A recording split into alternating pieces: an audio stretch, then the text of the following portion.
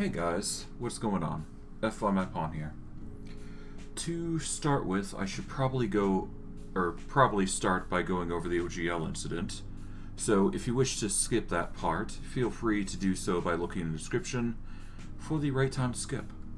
This way you don't need to hear me rant, and you can get to listen to more important stuff for my channel, which is mainly consisting of channel updates, etc. And where I plan to go from here.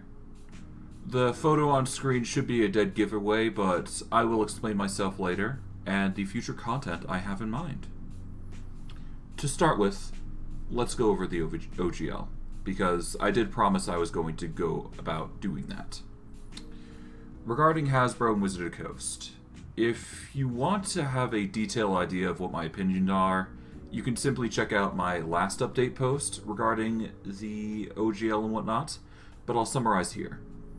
Basically, for those who play D&D, Wizard of the Coast was tasked to throw out a new contract to enforce people to hand over rights to their work and pay revenue for their work.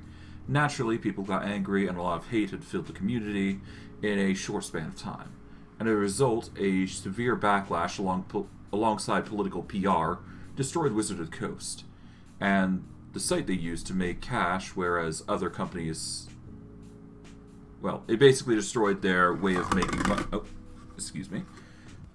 They basically destroyed their means of getting cash out, and other companies stepped up and capitalized on their mistakes due to the outrage.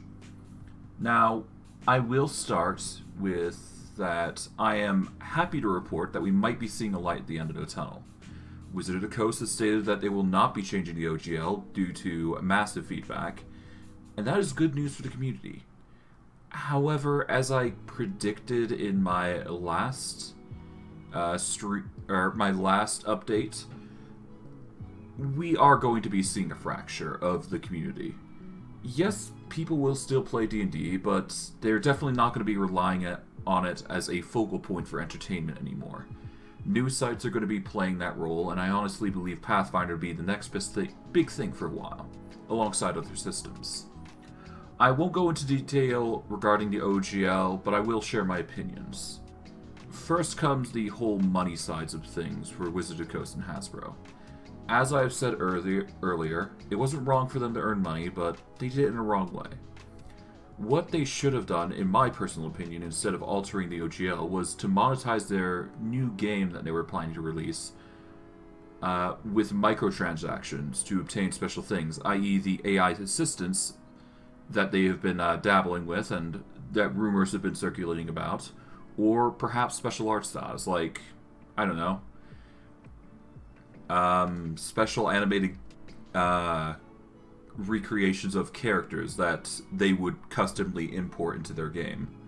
For custom content that would extend out of the norm, they could have done it to work out a license specifically for that game that allowed Wizard of the Coast to take some royalties for anything that is made by the community, which would be a reasonable thing. Because from everybody's perspective, the only thing that they were really worried about was them taking the rights of their stuff, which was not okay. The money aspect wasn't honestly the bad thing about it.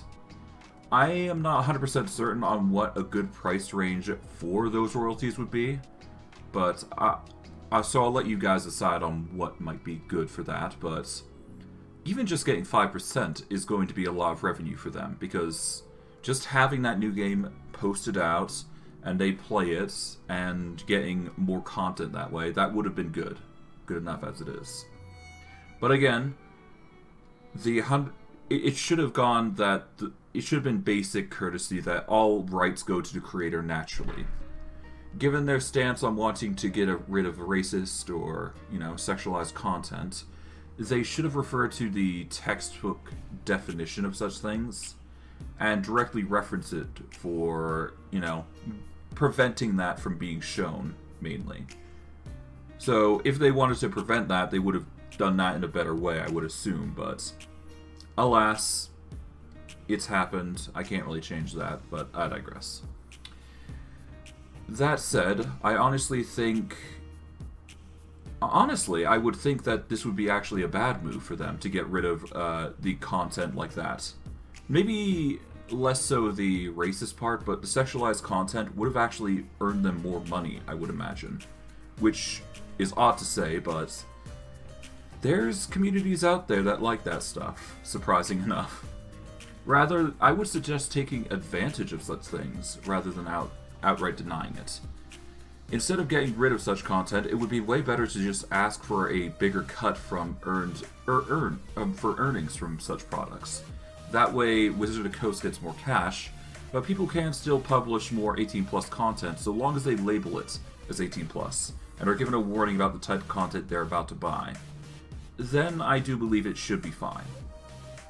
That's my personal opinion, though.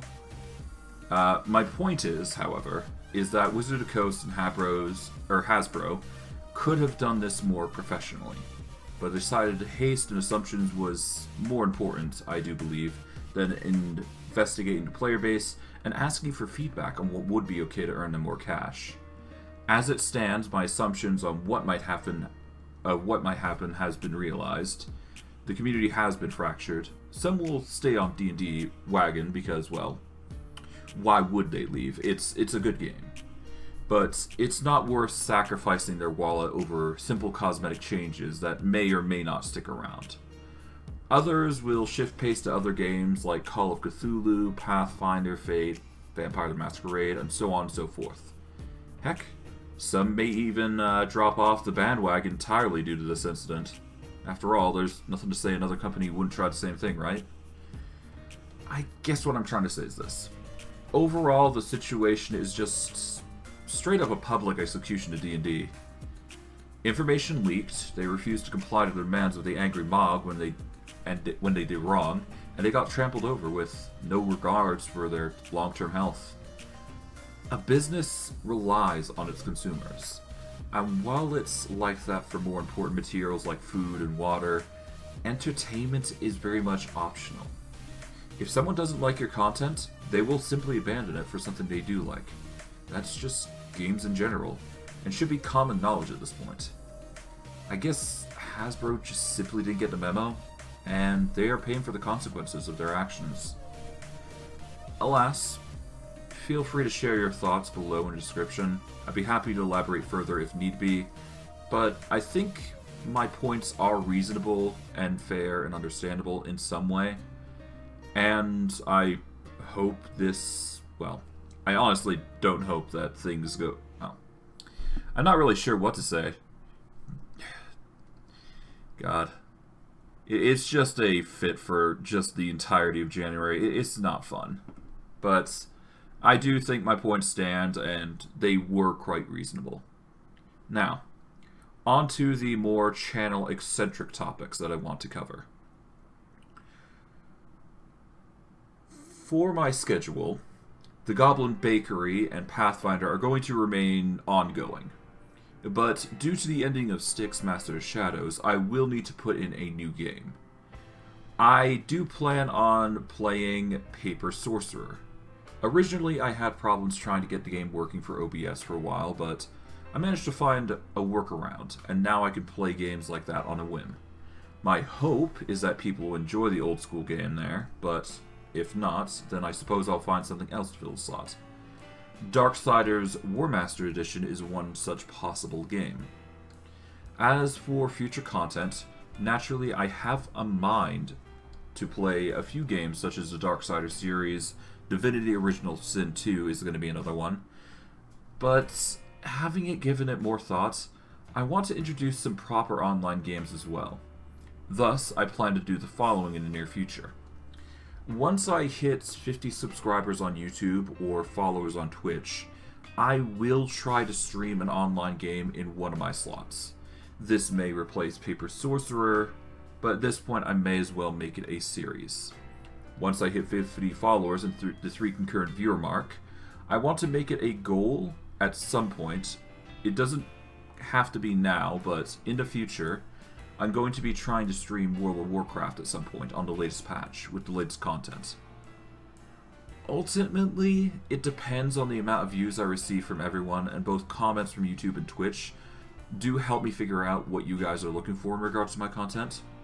So active support is appreciated in order to figure out what you guys may like, what I end up adding in the end, and many other defining factors. If I do not receive such things, then I will simply assume and do whatever I like. And assume you guys are just like listening to my content because it's me, my voice, or something else that drew you guys in. Regardless of what is done, I simply hope you guys enjoy the content and continue to support me as I slowly grow from a small-time streamer and content creator into something more. Naturally, as I grow, I will upgrade my content, so expect some changes in the future. Again, however, each step is going to be slow, so my growth will dictate how far I go. As for future ideas, I may introduce an avatar for people to watch somewhere, and I will most likely have someone compile the best stuff from my streams into a mega compilation for those less interested in the 4-hour stuff I post daily. But again, those are future plans. Right now, when I hit 50 subscribers or followers, I shall add a few online games to my content, and we'll see how things go. But yeah, I think that is it from me. I hope you guys enjoyed this update, and I hope that, gives you insight as to what I plan on doing. If you have any questions, comments, concerns, let me know in the description down below, and I'll be happy to answer them forthcoming.